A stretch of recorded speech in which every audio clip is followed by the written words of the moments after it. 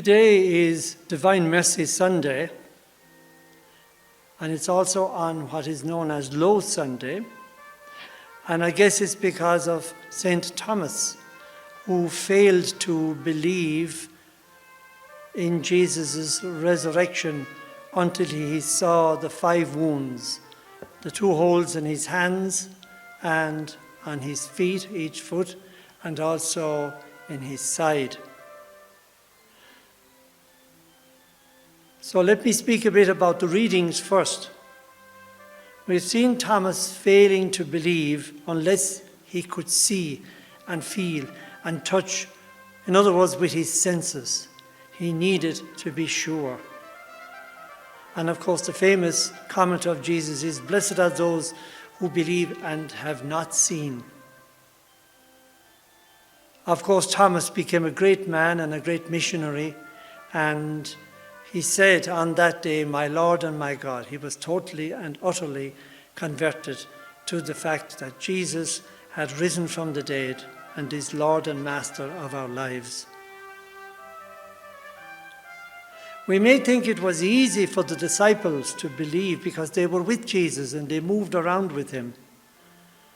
And they saw him with their human eyes and heard him speaking so beautifully and so with great strength and power. And they saw his miracles. But it took a long time for them to believe until the resurrection. And that was when Jesus had left them physically and gone and had resurrected from the dead.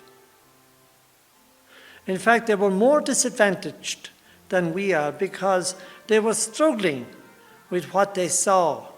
And this was all very new, never before seen. And yet, here they are now on the threshold of becoming great believers.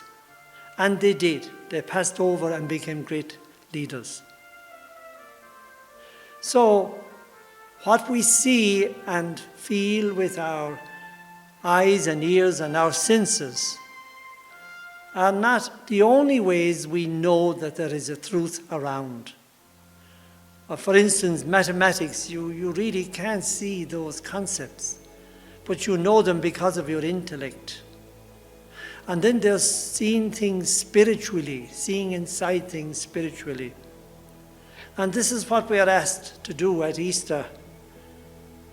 We see great suffering and uncertainty. We see death. We see loss and mourning. But yet, our spirits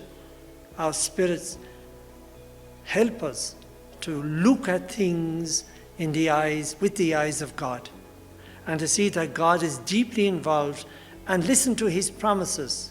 "I will be with you always until the end of time." So he's deeply involved, and that's what we are asked to do. We won't ever maybe put our fingers in the wounds of Christ, but we know from our personal experiences that he is risen and is alive. And let us build up on that to face life and its problems, and eventually our deaths, to know that we are destined for new life, because Christ will carry us across the great divide.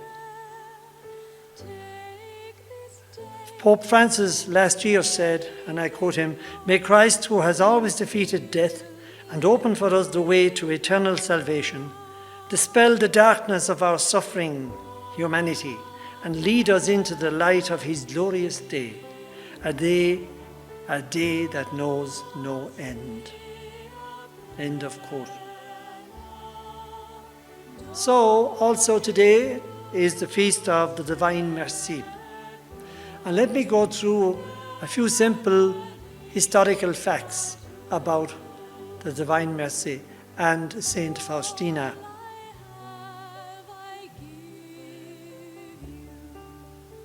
On August 25, 1905, Helena Kowalska was born in Poland, the 3rd of 10 children living off a small farm and her father's carpentry work.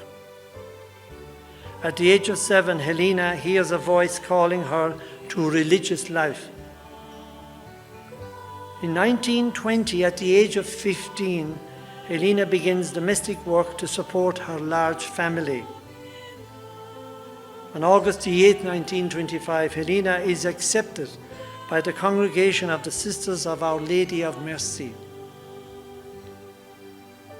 April the 30th, 1926, Helena receives habit in her religious order and takes the name of Maria Faustina.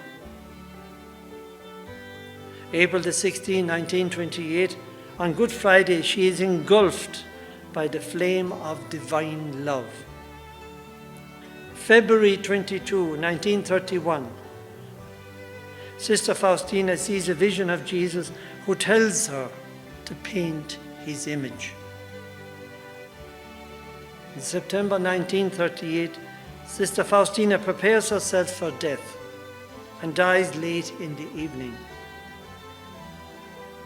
When Pope John Paul II canonized Sister Faustina, making her Saint Faustina, he also on the same day surprised the entire world by establishing Divine Mercy Sunday, the feast day associated with the message, as a feast day for the entire world, the entire church.